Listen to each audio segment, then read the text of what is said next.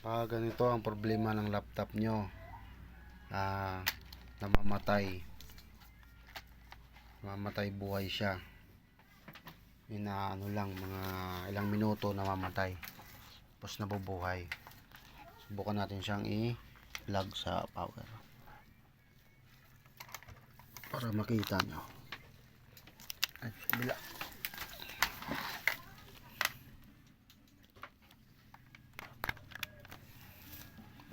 Yan.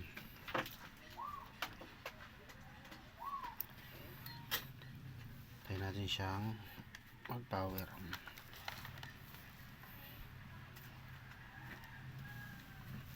Compact to ang model niya. So, enter natin.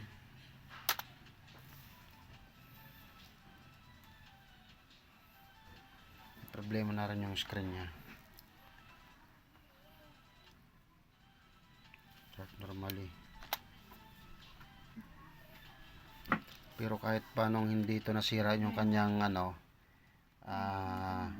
LCD, ganun na talagang sakit niya, namamatay siya. Ilang minuto lang makalipas, mabubuhay na naman siya. Nasira lang ito dahil na naipit nung kinarga namin sa bagahe sa aeroplano. Birthday mo pala. Loading lang. Yun. Yan.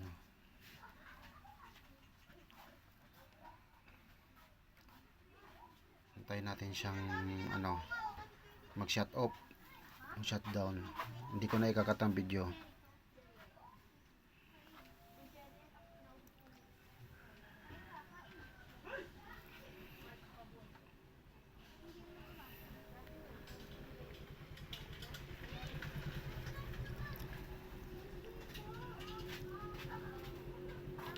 Medyo matagal siya ngayon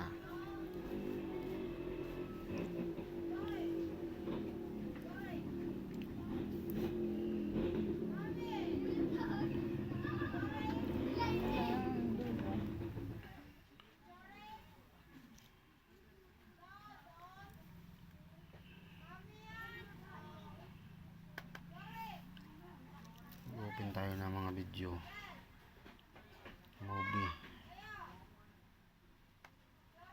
Movie na lang.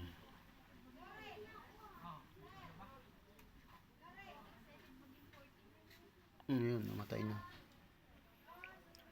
na siya. Diba? Bubuhay na naman.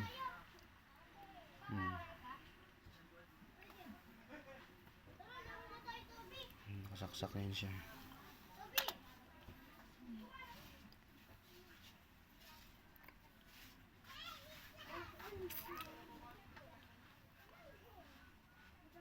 Yun, matay ulit. Bunutin na natin siya. So, ang gawin natin dito, check natin yung kanyang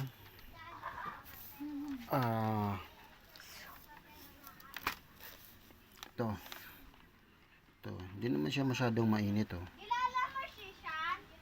yung pan niya malakas naman to humigop. Dati pinalitan ko na to ng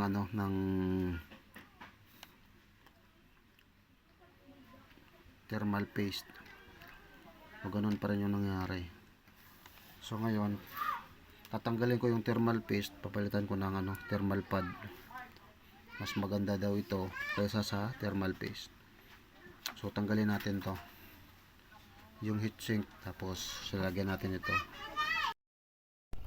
Yan yung lumang natin thermal paste, tsaka yun doon sa loob pa. Papalitan natin ng yan, thermal pad. Nalinis na natin yan. Tapos baba na yan. Ginamit ko dyan yung cotton buds saka yung aceton para mabilis matuyo. Lalagay na natin yung yung thermal pad. Mag-cut lang tayo dito ng thermal pads, yung tama lang dito.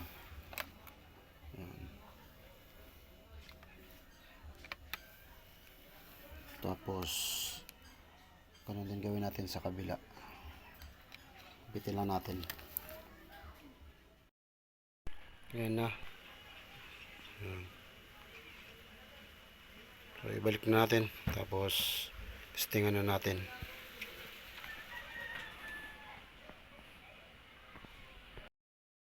Naibalik na natin. Ayan. Nakabit na natin siya. Mayroon na yung thermal pad. Ito. Tsaka ang ginawa ko, dinubli ko.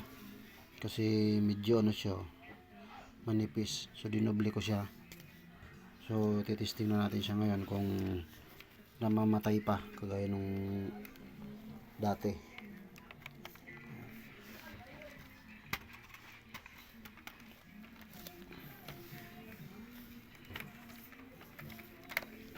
Lang.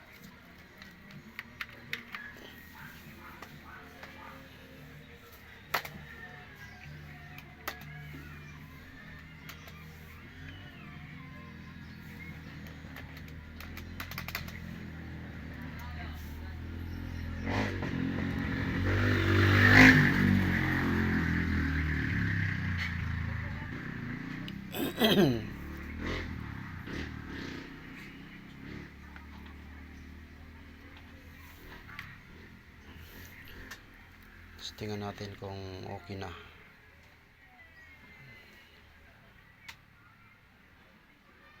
Password.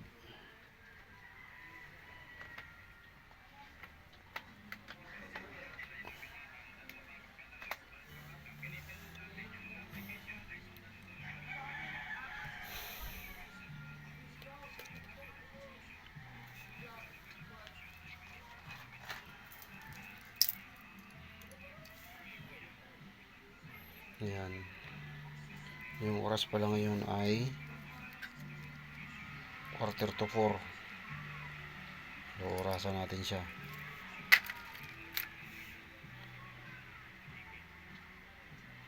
Kung mamamatay pa siya. Ayan, kanyang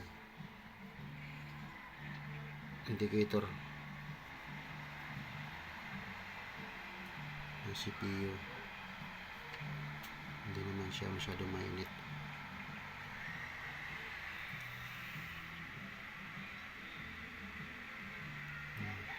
Alas 4 ay 3:45.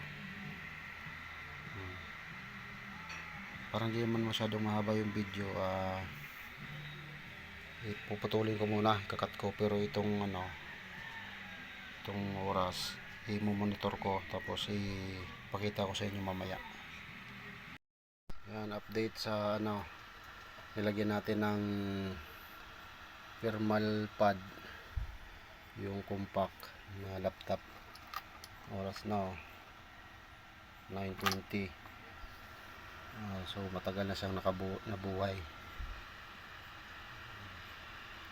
Yung ngayon okay pa siya. Tsaka yung isang yung isang technique, kapag hindi pa rin mubra yung thermal pad, namamatay pa rin, ito lang gawin nyo. Yan, right click lang kayo, punta kayo sa graphics properties. Ayan, graphic properties, tapos ito i-adjust nyo yung resolution. Yan,